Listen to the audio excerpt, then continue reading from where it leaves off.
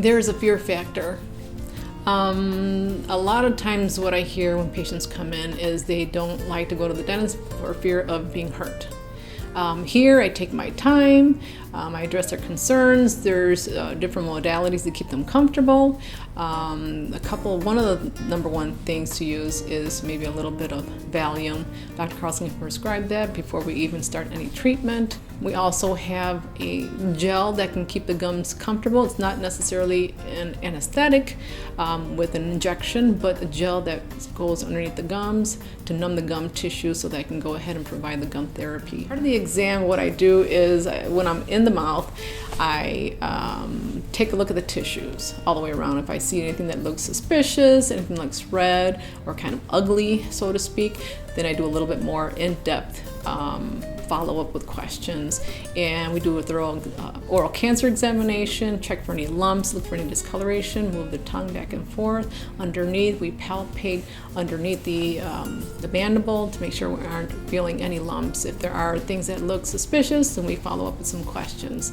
Then usually after that is when I follow up with taking the x-rays and then doing the gum examination.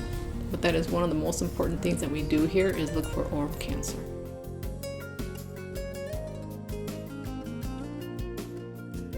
People come in every 2 months, every 3 months, depending on their health.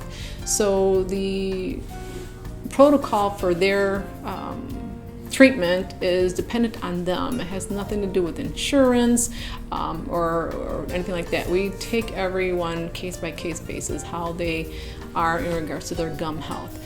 If it looks like they really need help and they just are not able to maintain the health of their gums, then we ask them to come in sooner, maybe 3 months or maybe 4 months. Then when they're able to keep up with the home care and keep up with not having much plaque and tartar, especially the bleeding, because bleeding is an indication of disease, then we have them come a little bit later rather than 3 months and 4 months. And if they're able to keep up with everything, we'll go ahead and move it to 5 months. The standard of care is dependent upon the person. It's not 2 times a year. It has to do with the health of the gums that the person presents with.